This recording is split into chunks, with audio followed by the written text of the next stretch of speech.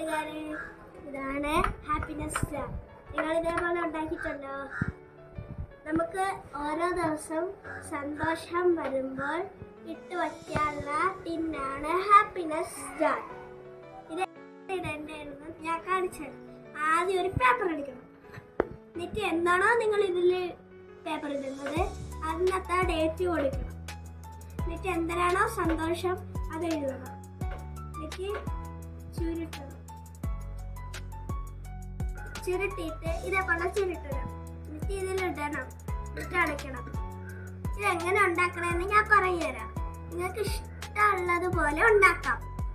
2025 എൻ്റെ പേര് ഇച്ചു എന്നാണ്. അതുകൊണ്ടാണ് ഇവിടെ ഇച്ചു എന്ന പേരിട്ടത്. ഈ ഫ്ലവറൊക്കെ ഞാനാണ് കേട്ടോ ഉണ്ടാക്കിയത്. ഈ ഫ്ലവറിൻ്റെ വീഡിയോ അടുത്ത ദിവസം ഞാൻ അപ്ലോഡ് ചെയ്തേക്കാം കേട്ടോ. നിങ്ങൾക്ക് വേണമെങ്കിൽ എൻ്റെ ഹാപ്പിനെസ് ജാർ എന്നൊക്കെ എഴുതാം. സ്റ്റിക്കറൊക്കെ ഒട്ടിക്കാം കേട്ടോ, ഭംഗിയായി. ജാറാണ് കേട്ടോ എടുക്കാനുള്ളത്. പ്ലാസ്റ്റിക് ജാർ ഇട്ടാൽ നമുക്ക് കാണാൻ പറ്റൂല. നമുക്ക് ഇടുന്നത് കാണാൻ പറ്റണം. അതുകൊണ്ടാണ് ഞാൻ കുപ്പി ജാർ വേണമെന്ന് പറഞ്ഞത്. കളർഫുൾ പേപ്പർ ആയാൽ ഈ ജാർ മുഴുവൻ കളർഫുൾ ആവും. എൻ്റെ ചിറ്റയാണ് ഈ ഐഡിയ എനിക്ക് പറഞ്ഞു തന്നത്. ചിറ്റ ഇവിടെ ഇല്ല. ചിറ്റയുടെ ഐഡിയ കണ്ടിട്ട് ഞാനും അമ്മയുമാണ് ഈ മനോഹരമായ ജാർ ഉണ്ടാക്കിയത്. നിങ്ങൾക്ക് ഇഷ്ടപ്പെട്ടോ? ഈ വീഡിയോ കാണുന്നുണ്ടാവും. ചിറ്റ ഈ ഐഡിയ തന്നതിന് നന്ദി. ചിറ്റ ഇത് കൊള്ളാവോ? കൂട്ടുകാരെ, ഇത് നിങ്ങൾക്ക് ഉണ്ടാക്കാം. ഇത് എന്തിനാണ് ഉണ്ടാക്കുന്നത് വെച്ചാൽ നമ്മളെ കൊച്ചു കൊച്ചു സന്തോഷങ്ങൾ ഓർമ്മിക്കാനാണ്. ഡിസംബർ 31 നമ്മൾ തുറന്നു നോക്കുമ്പോൾ നമ്മുടെ കൊച്ചു കൊച്ചു സന്തോഷങ്ങൾ നമ്മളെ ഓർമ്മിപ്പിക്കും. നല്ലതല്ലേ?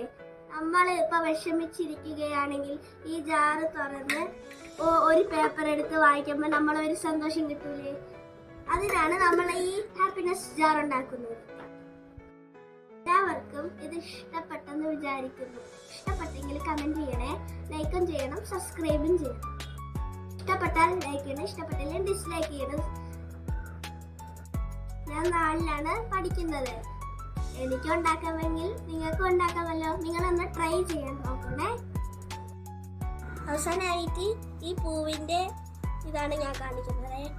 പൂ ഞാൻ അടുത്ത ദിവസം ഉണ്ടാക്കുന്നത് കാണിച്ചു തരാം കേട്ടോ. ഇത്രയുള്ള ഇന്നത്തെ വീഡിയോ ഉണ്ടാക്കി നോക്കണം കേട്ടോ.